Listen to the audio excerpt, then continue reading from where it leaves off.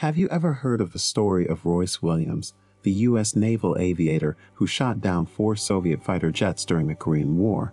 It's a story that has been kept a secret for over 50 years by the U.S. government due to the fear that it could have triggered a World War III.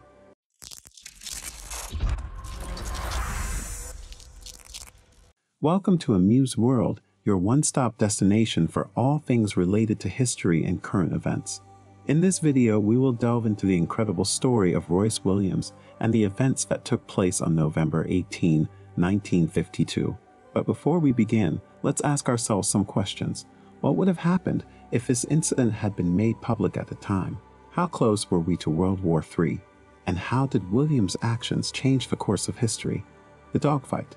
On November 18, 1952, Royce Williams, then 27, was flying the U.S. Navy's first jet fighter, the F9F Panther, on a mission during the Korean War. While flying, their group leader's jet experienced some mechanical problems, leaving Williams and his wingman to complete the mission. To their surprise, 7 Soviet MiG-15 fighter jets were identified heading towards the U.S. task force. Williams recalled in a 2021 interview with the American Veterans Center, "They just didn't come out of Russia and engage us in any way before." 4 of the Soviet MiGs turned towards Williams and opened fire, and defying U.S. commander's orders, he engaged with the Russians. At that time, the MiG-15 was the best fighter airplane in the world, faster and able to climb and dive quicker than the American jets, which were not equipped for aerial dogfights. Over the course of the fight, Williams fired all 760 rounds of 20mm cannon shells the F9F carried. Meanwhile, the Soviets scored hits on Williams, disabling his rudder and wing control surfaces, returning to the carrier. As Williams was heading in the direction of the U.S. task force off the coast, one of the jets continued to follow him. Williams' wingman rejoined the fight and tried to scare off the Soviet flyer, the CNN report said, but Williams still had some difficult flying to do to get the damaged jet back on board the carrier. First, with the task force wary of Soviet warplanes possibly attacking it, its heightened air defenses initially thought Williams' F9F was a MiG, and destroyers guarding the American carriers opened fire on him. Williams said his commander quickly put a stop to that, eliminating one danger. Still, Williams had to get his jet on the deck on the carrier, something he'd usually do at an airspeed of 105 knots, that is 120 miles per hour. But he already knew if he went lower than 170 knots, that is 195 miles per hour, his aircraft would stall and plunge into the icy sea, and he couldn't turn to line up with the carrier. So the ship's captain decided to take the extraordinary step of turning the carrier to line up with Williams. It worked. He slammed onto the deck and caught the third and final arresting wire. It added. The aftermath.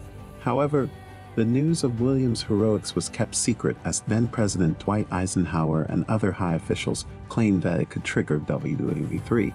The Navy Memorial's website stated, following the battle, Williams was personally interviewed by several high-ranking Navy admirals, the Secretary of Defense, and also the President, after which he was instructed to not talk about his engagement as officials feared the incident might cause a devastating increase of tensions between the U.S. and Soviet Union, and possibly ignite World War III.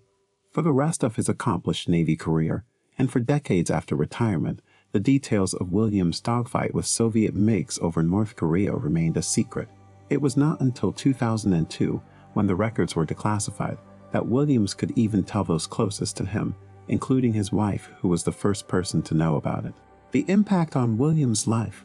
The decision to keep Williams' heroic actions a secret had a significant impact on his life. He was unable to share his story with anyone and had to keep it a secret for over 50 years. In an interview with CNN, Williams said, "It was frustrating. I couldn't talk about it to my family, my friends, or anyone else. It was a part of my life that I couldn't share." The decision to keep the incident secret also meant that Williams' actions were not recognized or rewarded at the time.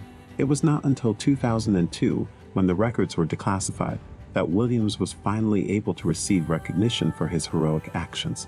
The story of Royce Williams is a reminder of the incredible sacrifices and actions of our servicemen and women during times of war.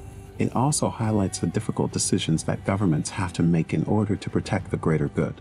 At Amuse World, we strive to bring you the most intriguing and informative content about history and current events. We hope that this video has sparked your interest and curiosity about the events that have shaped our world. For more interesting stories, be sure to subscribe to us and stay tuned for more updates.